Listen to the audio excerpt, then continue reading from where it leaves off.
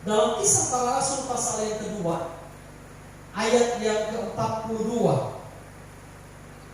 mereka bertekun dalam pengajaran rasul-rasul dan dalam persekutuan, dan mereka selalu berkumpul untuk memecahkan roti dan berdoa. Alkitab menjelaskan bahwa mereka berkumpul untuk bertekun dalam pengajaran rasul-rasul dan dalam persekutuan. Tentunya pengajaran rasul-rasul yang disampaikan kepada orang-orang yang berkumpul pada waktu itu adalah pengajaran tentang Tuhan. Saya sangat senang dengan tema ini, dan tema ini luar biasa, bahwa mimbar gereja harus menyampaikan pengajaran tentang Tuhan, tentang Yesus Kristus. Mimbar gereja harus mewartakan kebenaran tentang Yesus. Mimbar gereja berisi penyampaian pengajaran tentang siapakah Yesus yang menjadi jawaban atas segala kehidupan dan persoalan kita. Jadi pengajaran tentang Tuhan harus disampaikan lewat mimbar-mimbar gereja. Tapi ada juga jemaat yang berkata, Pak Gembala, bolehkah kami minta tema, minta menu setiap minggunya dengan Bapak? Lalu saya menjawab, gembala sidang itu bukan pelayan restoran. Kalau Bapak Ibu pergi ke rumah makan 69, maka Bapak Ibu akan memesan makanan itu. Cah kangkung akan keluar. Ayam goreng akan keluar. Capcay akan keluar. Dipesan dan yang keluar sesuai dengan pesanan. Kalau tidak sesuai pesanan, maka orang yang akan makan dan memesan itu akan marah. Cah kangkung yang keluar bayar. Kenapa saya pesan cah kangkung yang keluar bayar? Gembala itu bukan penyaji restoran yang menyampaikan khotbahnya sesuai dengan permintaan jemaat. Tapi ada kalanya jemaat ketika mendengarkan khotbah, yang memberikan khotbah yang sedap, yang enak di telinga, khotbah yang menyejukkan hatinya. Tetapi jika khotbah tidak menyejukkan hatinya, yang membuat panas telinganya, maka dia katakan itu bukan pengajaran. Pengajaran tentang Tuhan itu bukan hanya mengenakan telinga kita, tetapi dia membongkar kehidupan kita. Karena kita katakan firman itu bagaikan pedang yang bermata dua. Jadi disodok kita dari sudut kiri, kena kita dari sudut kanan, kena kita dari depan, kena kita dari belakang. Jadi walaupun kita panas telinga, dengan khotbah dan firman Tuhan disampaikan menempel kehidupan kita, jangan langsung khotbah dengan khotbah langsung bilang, khotbah di domba. Ya mah, ingat khotbah situ di domba. Khotbah ketahuan loh. Khotbah tidak apa cere. Kemana khotbah situ? Ya kan? Khotbah roh KKLK Nadia. Jadi kalau dengan khotbah yang keras kita nggak satu, kalau kita pindah. Dan kita tidak akan bertumbuh. Karena apa? Kita mau dengar firman yang sedap di telinga, yang mengenakan kita, yang sedap di telinga saja. Pengajaran tentang Tuhan itu tidak selamanya kita mendengarkan sesuatu yang membuat kita puas saja, tetapi itu menempel, membongkar, memperbaiki kehidupan kita. Ibu Bapak yang terkasih dalam Tuhan Yesus Kristus, 1 Petrus pasal 4 ayat 11 bilang, jika ada orang yang berbicara, baiklah yang berbicara sebagai orang yang menyampaikan firman Allah. Jika ada orang yang pelayan, baiklah yang melakukan dengan kekuatan yang dianugerahkan Allah, supaya Allah dimuliakan dalam segala sesuatu karena Yesus Kristus dialah yang punya kemuliaan dan kuasa sampai selama-lamanya. Jika ia melayani, jika ia menyampaikan sesuatu, baiklah ia menyampaikan itu, yaitu firman Allah. Jadi itu adalah firman Allah yang digali, yang dipahami dan dimengerti akhirnya oleh jemaat, dan jemaat dikuatkan itu. Jadi pengajaran tentang Tuhan itu harus disampaikan sehingga benar-benar jemaat hidup di dalamnya, dan Injil itu merupakan kekuatan yang luar biasa. Ada 3 hal yang saya bagikan tentang pengajaran tentang Tuhan ini, yang saya dapatkan, yang saya pelajari dan saya bagikan kepada jemaat yang saya gembalakan di tempat ini. Yang pertama, Pengajaran tentang Tuhan berbicara tentang kerajaan Allah atau kerajaan sorga. Markus pasal 1 ayat 14-15 bilang, sesudah Yohanes ditangkap, datanglah Yesus ke Galilea memberitakan Injil Allah. Katanya waktunya telah genap, kerajaan Allah sudah dekat. Bertobatlah dan percayalah kepada Injil. Kerajaan Allah sudah dekat, bertobatlah dan percayalah kepada Injil. Mari kita pelajari kata percayalah kepada Injil. Yesus mau menitik beratkan sebuah penekanan. Kalau kamu mau percaya tentang kerajaan surga sudah dekat, kamu harus percaya kepada Injil. Apakah berita Injil itu? Berita Injil berisikan tentang Yesus Kristus yang mati, bangkit, dan naik surga. Siapkan kerajaan itu buat kita. Jadi untuk mengerti kerajaan Allah, kerajaan surga itu, kita harus mengerti Injil. Kita harus mempelajari Injil. Kita harus hidup berhadapan dengan Injil.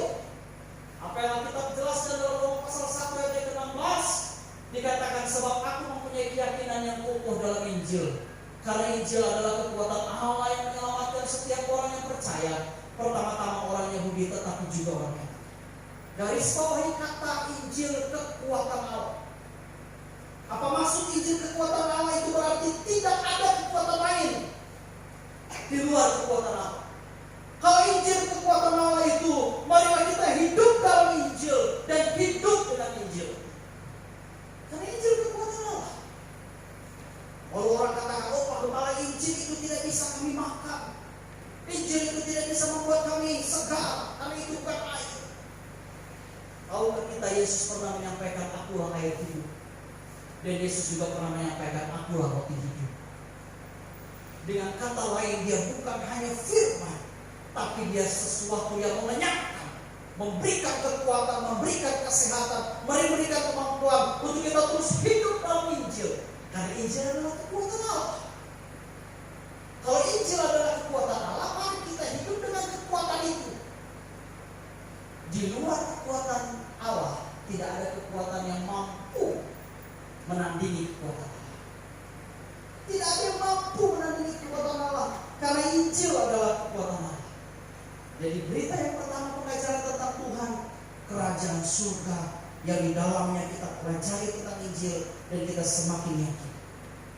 Jadi kapanpun Tuhan panggil kita, kalau Injil kita hidupi dan Injil hidup dalam kehidupan kita akan dengan yakin dan berkata, kerajaan surga menjadi tempatku.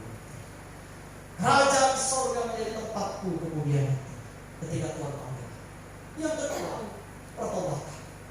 Pengajaran tentang Tuhan berisi tentang pertobatan dalam Matius pasal 5 ayat 20. Maka aku berkata kepadamu, jika hidup keagamaanmu tidak lebih benar daripada hidup keagamaan ahli-ahli Taurat dan orang-orang Farisi, sesungguhnya kamu tidak akan masuk ke dalam kerajaan surga.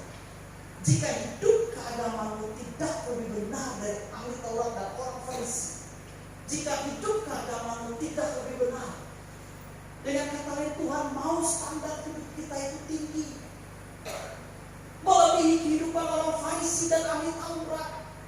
Tuhan memberikan sebuah pengajaran, jika kehidupan keagamaanmu tidak lebih benar, tidak lebih benar, berarti hari demi hari hidup kita mengalami proses perbaikan. Proses perbaikan. Berarti hari demi hari hidup kita mengalami proses perbaikan. Jangan sampai orang selalu bilang dengan kita, oh lagu lama. Lagu lama. Oh dia begini-begini itu lagu lama.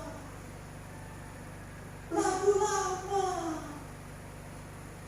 Ada lagu lama tapi kalau di aransemen juga bagus. Diperbaiki, diubah juga bagus. Tapi orang selalu bilang, oh lagu lama. Itu dia begitu, itu lagu lama. Udah memang begitu dia gayanya, lagu lama.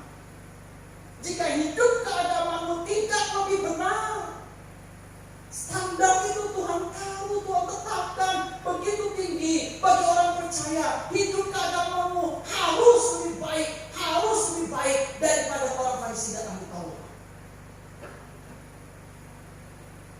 Jadi hidup kita ini harus lebih baik, hari demi hari harus lebih benar, harus lebih luar biasa.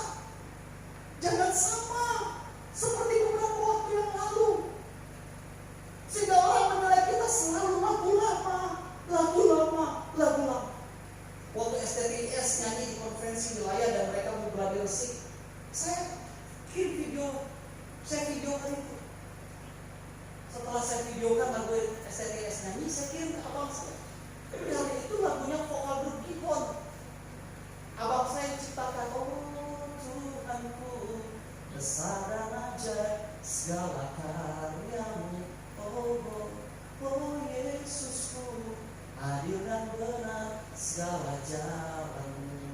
Itu lagu di tahun 2000. Dinyanyikan kembali oleh STTIS 21 tahun kemudian. Berarti lagunya lama. Tetapi saya kirim itu ke abang saya bilang, wah keren dong, bagus. Pak Paulus aransemen itu lagunya jadi bagus, walaupun itu lagu lama. Lalu saya panggil Pak Paulus, saya bilang, bro, itu lagu siapa bro? Lagu keyboard, iya keyboard. Lagu orang Kaltim. Hah? Orang Kaltim bro. Orang Kaltim. Iya, lagu orang Kaltim, keyboard itu orang lain. Hah? Orang Kaltim bro. Perkenalkan dulu, ini salah satu anggota yang udah pensiun sekarang. Itu lagu ciptaan abang saya bro. Hah? Iya kan bro? Dia ada titip salaman dengan abangnya. Iya, itu lagu ciptaan abang saya. Udah lama lagu itu di aransemen jadi bagus sama STTIS. Jadi walaupun lagunya lama, tapi di aransemen dikubah jadi bagus, enak dengarnya. Gitu. Jangan hidup Kristen itu pikirannya lama, hidupnya lama, pola pikirnya tidak berubah-berubah. Sehingga kadang-kadang kita jenuh dengan orang seperti itu ya. Kok orang itu terus gitu ya. Coba istri kalau lihat suami gak pernah berubah, coba. Dari dulu gak pernah berubah gitu terus gitu terus. Udah 20 tahun nikah gitu terus gak berubah. Jika hidup keagamaanmu tidak lebih benar, jika kehidupan keagamaanmu tidak mengalami sebuah perubahan ketika Tuhan menempatkan pada standar yang lebih tinggi, marilah kita merenung apa yang kata Tuhan Yesus ini. Kita hidup jadi orang Kristen hari ini hari semakin berubah.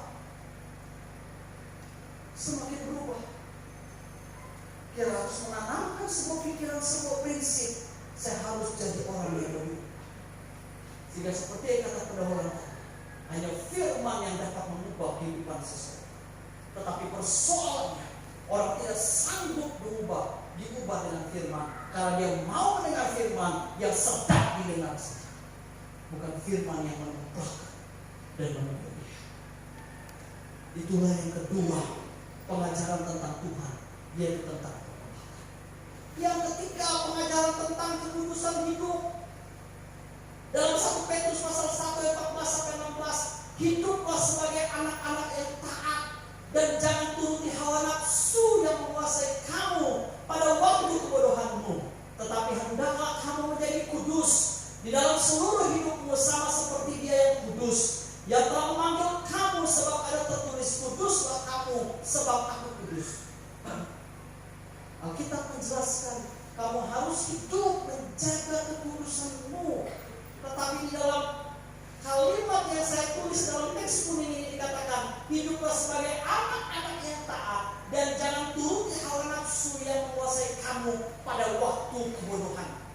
Hawa nafsu yang menguasai kamu pada waktu kebodohan. Ulang, hawa nafsu yang menguasai kamu pada waktu kebodohan. Apa artinya kalimat firman Tuhan ini? Artinya bahwa kita mudah dirayu, kita mudah dibujuk, kita mudah tergoda.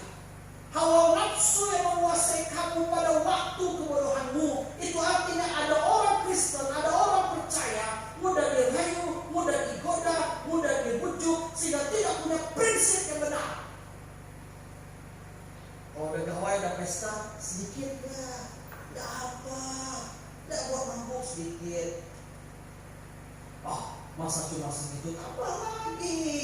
Istri kau gak akan marah. Sedikit mama kau gak akan marah, bapak kau gak lihat, sedikit tambah lagi.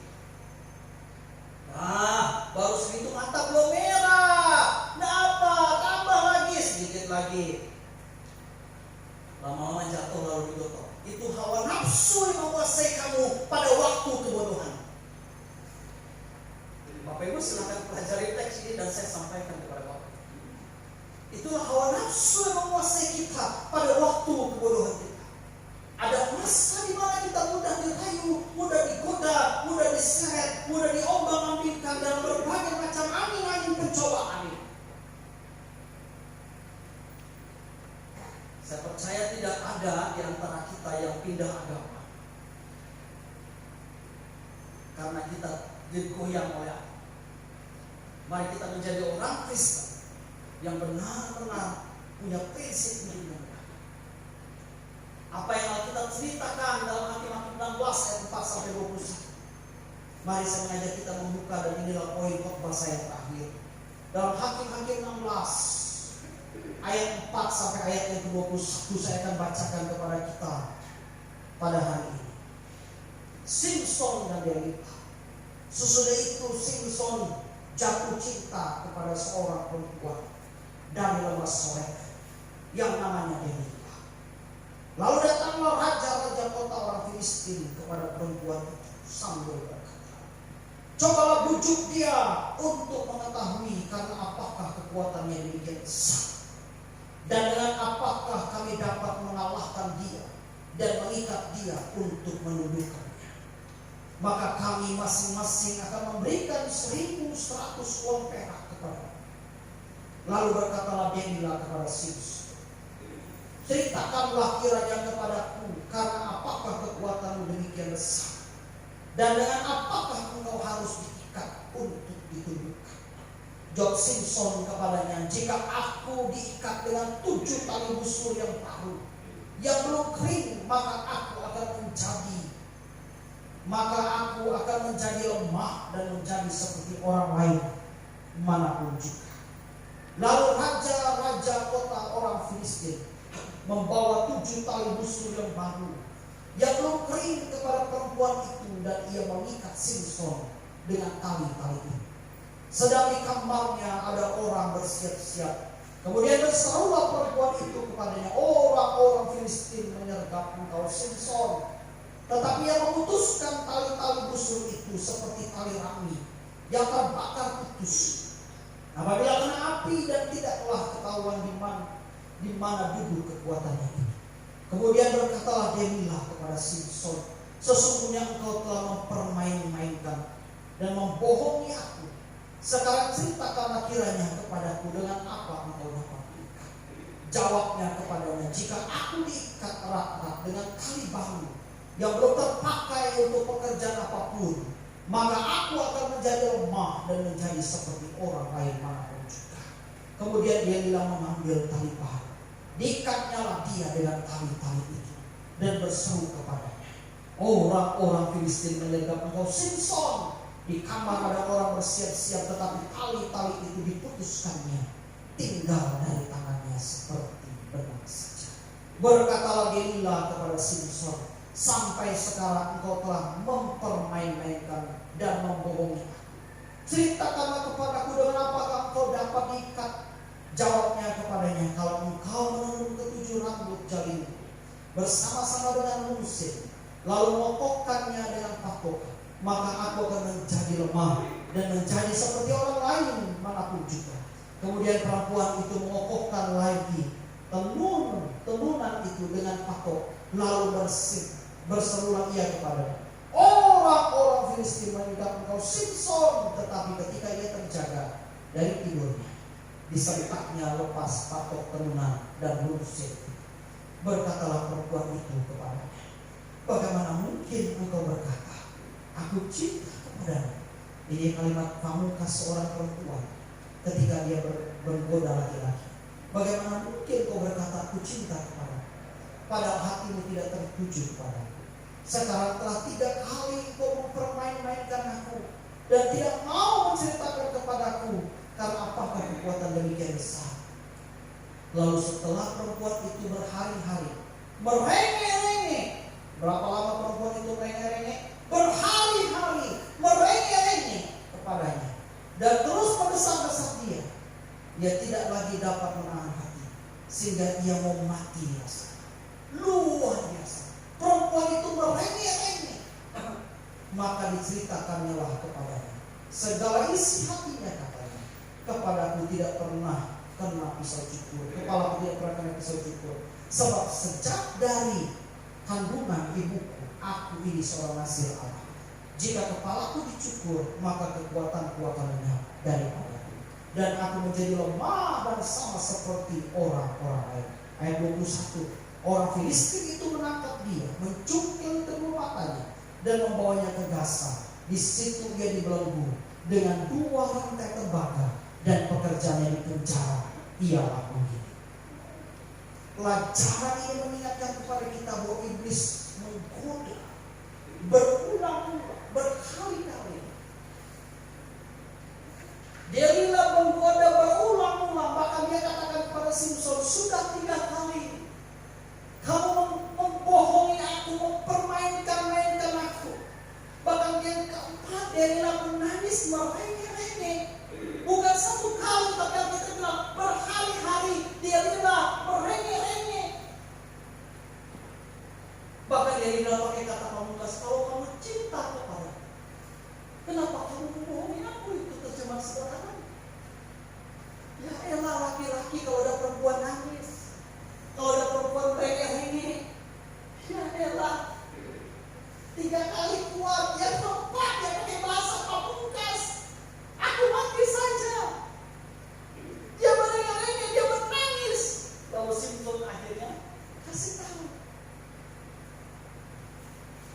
Orang Filistin tidak memakai siapa-siapa untuk menjatuhkan Simson. Tapi orang Filistin memakai orang yang terdekat dengan Simson dan tahu kelemahan Simson. Firman itu mencoba menjatuhkan kita berulang-ulang. Maka dari itu kita katakan, hawa nafsu yang menguasai kamu pada waktu kebodohanmu. Berulang-ulang. Terlalu besar harga yang harus dibayar jika gereja Siloam Manggala ini terpecah. Karena kita punya hawa nafsu yang menguasai kita pada waktu kebodohan. Mohon maaf, iblis tidak pernah pakai orang yang tidak setia untuk menjatuhkan suasana persatuan dan kedamaian gereja.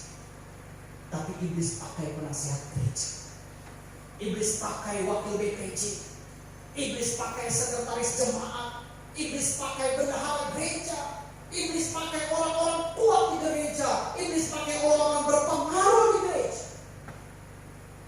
untuk menghilangkan suasana damai dan sukacita di gereja. Iblis tidak pernah pakai orang yang tidak setia, karena mereka tidak pernah berkonfrontasi dengan gembala, dengan pemimpin. Kalau kita tidak sadar itu dan kita tidak tahu strategi itu, maka kita akan mudah, dan kita bilang hawa nafsu yang menguasai pada waktu kebodohan. Kita bendam diri hati, jengkel, marah, mencaci maki di tempat ini. Dan iblis pakai itu untuk merusak suasana persatuan dan damai. Dia tinggal tunggu waktunya dan dia akan ketawa terbahak. Jemaat itu tidak solid. Tidak mungkin dia pakai orang-orang yang tidak setia. Orang-orang yang tidak setia tidak mungkin. Kalau dia pakai orang-orang yang merasa berkuasa, yang ngasih mertua di gereja lebih besar, yang menyumbang bangunan gereja lebih besar, dia menjadi pendukung gereja paling kuat. Dia pakai. Bukan dia pakai itu sekali, lalu dia pakai itu berulang-ulang.